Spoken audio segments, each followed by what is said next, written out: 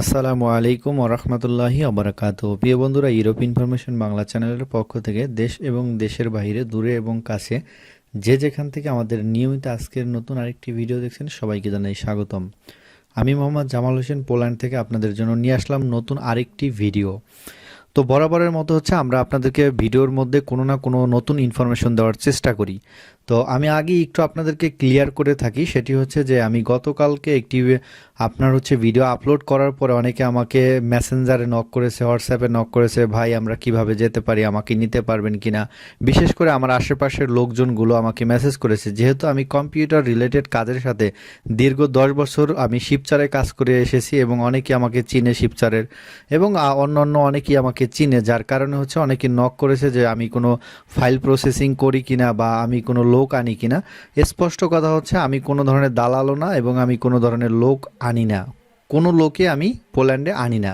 তবে একটি কাজ আমরা করেছি, সেটি হচ্ছে একাধিক কয়েকটা পারমিট উঠাইছি। সেটা হচ্ছে যে যারা টিআইজি ওয়েল্ডিং জানে, এগুলো সাধারণত সিঙ্গাপুরে যারা বা সৌদিতে কাতারে যারা আছে টিআইজি ওয়েল্ডিংয়ের কাজ জানে, শুধু তাদের ক্ষেত্রে আমরা কাজ করতে পারি। এমনিতে নন স্কিল ওয়ার্কার যারা আছে তাদের নিয়ে আমরা কোনো ধরনের কাজ করতে পারি না।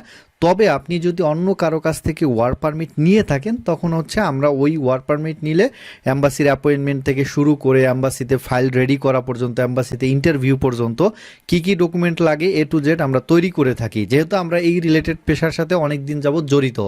তো আশা করি আজকের ভিডিও পাওয়ার পরে আপনারা অনাকাঙ্ক্ষিতভাবে যে ভাই যাওয়া যায় কিনা, আপনার মাধ্যমে যেতে পারি কিনা, এই ধরনের মেসেজ আমরা আপনাদের কাছে প্রত্যাশা করি না। সো আপনারা এই বিষয়টি আপনারা মাথায় রেখেই আমাদেরকে মেসেজ দিবেন। যদি আপনাদের ওয়ার্ক পারমিট পাওয়ার পরে আপনাদের কাজ করতে চান, তাহলে আমাদেরকে মেসেজ করবেন।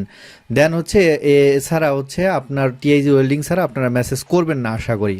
তো আজকের যে ভিডিও, সেটি হচ্ছে বর্তমানে কোন দেশ থেকে ভিসা হচ্ছে, বর্তমান সময়ে পোল্যান্ডের ভিসা কোন দেশ থেকে সবচেয়ে বেশি দিচ্ছে।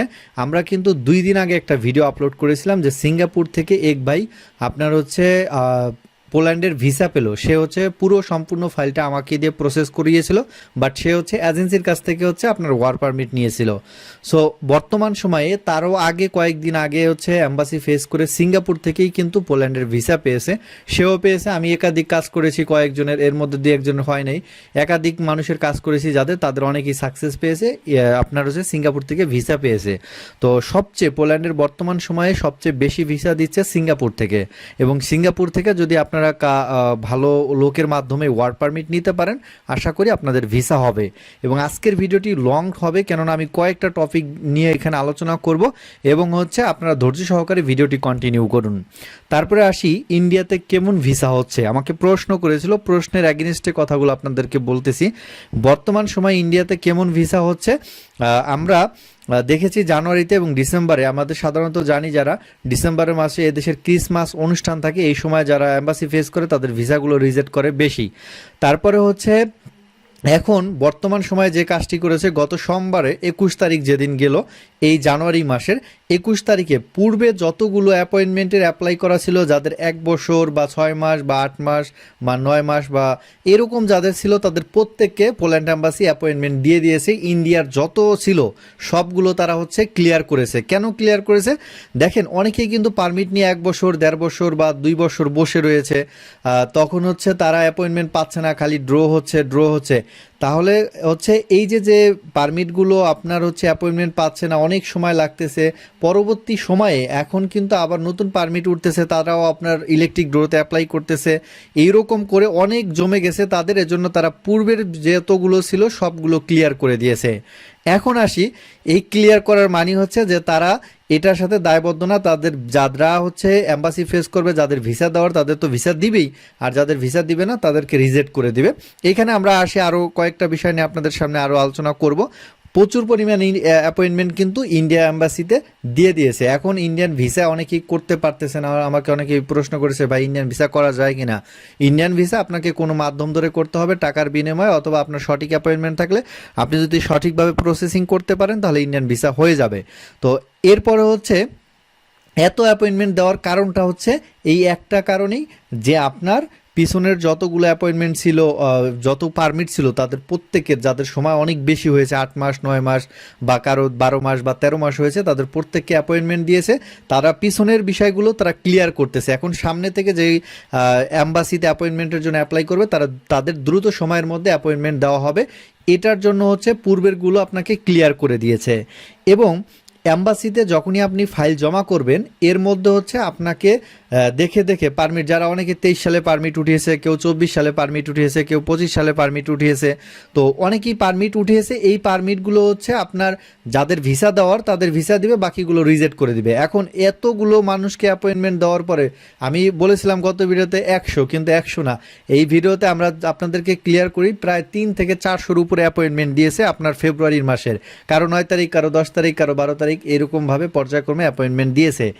আর হচ্ছে আপনার আর একটু অবগতির জন্য আপনাদেরকে বলে রাখি, যারা হচ্ছে 2024 সালে বা 25 সালে পারমিট উঠিয়েছেন, তাদের কিন্তু আপনার গিয়ে দেখবেন পারমিটের মধ্যে 4200 জলতি বেতন বা 4300 বা 4500 বা 4700 এইরকম আছে। কিন্তু বর্তমান সময়ে পোল্যান্ডের যেই নিয়ম অনুযায়ী বেসিক স্যালারি, মিনিমাম যে স্যালারি, সেটা হচ্ছে 4806 জলতি। এর নিচে যদি কোনো পারমিটে থাকে, তাহলে ওই পারমিটগুলো দিয়ে অ্যাম্বাসি ফেস করলে ভিসা হবে না, স্পষ্ট আপনাকে বলে দিলাম। এখন আপনার করণীয় কি?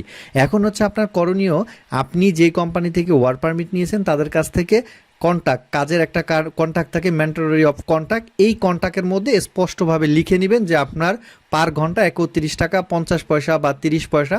এরপরে হচ্ছে আপনার গিয়ে যেই বেতন আছে, এই বেতনটা আপনাকে উল্লেখ করে নিতে হবে। যদি আপনি মিশনসা কাজ করেন, এখানে পোল্যান্ডের ভাষায় মান্থলির যেটা বলা হয়, মান্থলি কাজ করলে আপনি 4806 জলতি, এটা আপনাকে ওই কন্ট্যাক্টের মধ্যে লিখে নিতে হবে। কেননা আপনাকে নতুন কন্ট্যাক্ট কোম্পানি থেকে দিতে হবে এবং আপনাকে কোম্পানি নতুন ডকুমেন্ট আপনাকে প্রোভাইড করবে। এগুলো যদি আপনি কোম্পানির কাছ থেকে নিতে পারেন, তাহলে হচ্ছে আপনার ভিসা হবে। আর যদি এগুলো না নিয়ে আপনি অ্যাম্বাসি ফেস করেন পুরনো ডকুমেন্ট দিয়ে, তাহলে কিন্তু আপনার ভিসা কোনো ক্রমেই হবে না। আপনি যত চেষ্টা করেন এবং যত ডকুমেন্টেই সাপোর্টিং ডকুমেন্ট দেন, কোনো কাজে আসবে না।